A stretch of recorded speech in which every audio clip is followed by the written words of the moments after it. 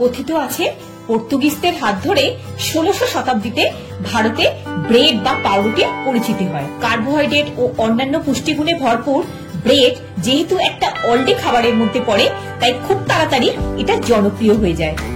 গোটা বিশ্বে প্রায় 100-রও বেশি ভ্যারাইটির ব্রেড পাওয়া যায়।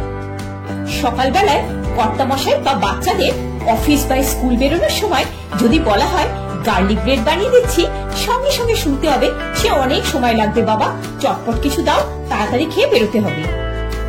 চটপট ইনস্ট্যান্ট চিজি গার্লিক ব্রেড বানিয়ে সারপ্রাইজ দিয়ে দিন, দেখুন কেমন আনন্দ পায় সবাই। নমস্কার বন্ধুরা, আমি সূচনা।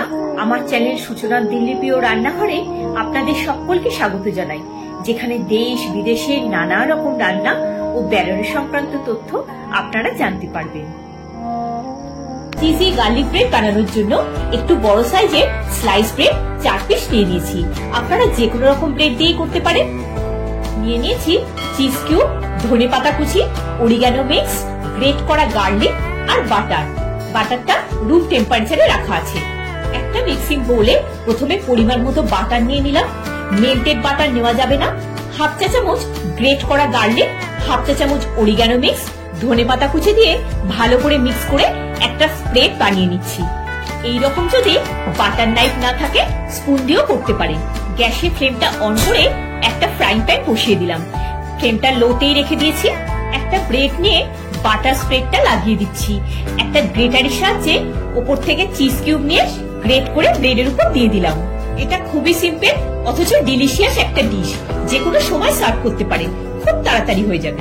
সকালে করতে চাইলে আগের দিন রাত্রে ধনেপাতা কুচি, গ্রেটেড গার্লিক এগুলো রেডি করে রাখতে পারেন, সুবিধা হবে। উপর থেকে অরিগানো মিক্স স্প্রিঙ্কেল করে দিলাম। এখানে আপনারা চিলি ফ্লেক্সও ব্যবহার করতে পারেন, আমাদের একটু খেলে প্রবলেম হয় তাই দিলাম না। এইভাবে প্রথমে 2 পিস ব্রেড রেডি করে নিলাম। তাওয়াটা গরম হয়ে গেছে, এবার ব্রেড দুটো দিয়ে দিলাম। প্রথমে একটু নাড়াচাড়া করা যাবে না। প্রথমে ঢাকা ছাড়া 1 মিনিট টোস্ট করে নিচ্ছি। এবার ঢাকা দিয়ে আরো মিনিট 2 টোস্ট হতে দিলাম। মিনিট 2 হয়ে গেছে, ঢাকাটা খুলে ফ্রাইং প্যানের মধ্যেই ব্রেড দুটো 1 মিনিট মতো রেখে দিলাম। দেখুন ব্রেডের অপর সাইডটাও হালকা ব্রাউন মতো হয়ে গেছে। এবার ব্রেড গুলো তুলে নিচ্ছি। দেখেই খেতে ইচ্ছা করছে তো। জনপ্রিয় দোকানের এই ব্রেড গুলো অনেক কস্ট পড়ে যায় কিনতে, বাড়িতে এইভাবে বানিয়ে খেলে বাজেট ফ্রেন্ডলিও হবে। আরো দুটো ব্রেড একইভাবে অ্যাসেম্বল করে নিচ্ছি।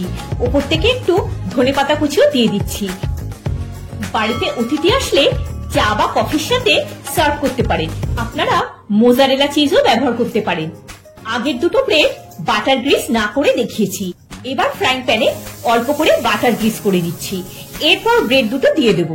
বাকি প্রসেসটা একই হবে। Cheesy garlic bread ready. চিজটা হালকা মেল্ট হয়ে গেছে। এই ব্রেড দুটো টোস্ট করা হয়ে গেছে। গ্যাসের ফ্লেমটা বন্ধ করে দিলাম। এইরকম গোটা ব্রেডও সার্ভ করতে পারেন বা কোনাকুনি করে কেটেও সার্ভ করতে পারেন। আমি 2 রকমই দেখিয়ে দিচ্ছি। দেখুন কতটা ক্রিস্পি হয়েছে, খেতেও দারুণ হয়েছে। তাহলে এবার থেকে হাতে কম সময় থাকলেও বানিয়ে নিতে পারেন চিজি গার্লিক ব্রেড, সাথে আর অন্য কিছুই লাগবে না। ভিডিওটা যদি ভালো লেগে থাকে একটা লাইক দিয়ে চ্যানেলটা সাবস্ক্রাইব করে পাশে থাকার অনুরোধ রইল। সবাই খুব ভালো থাকবেন, সুস্থ থাকবেন। দেখা হচ্ছে পরের একটি পর্বে। ধন্যবাদ।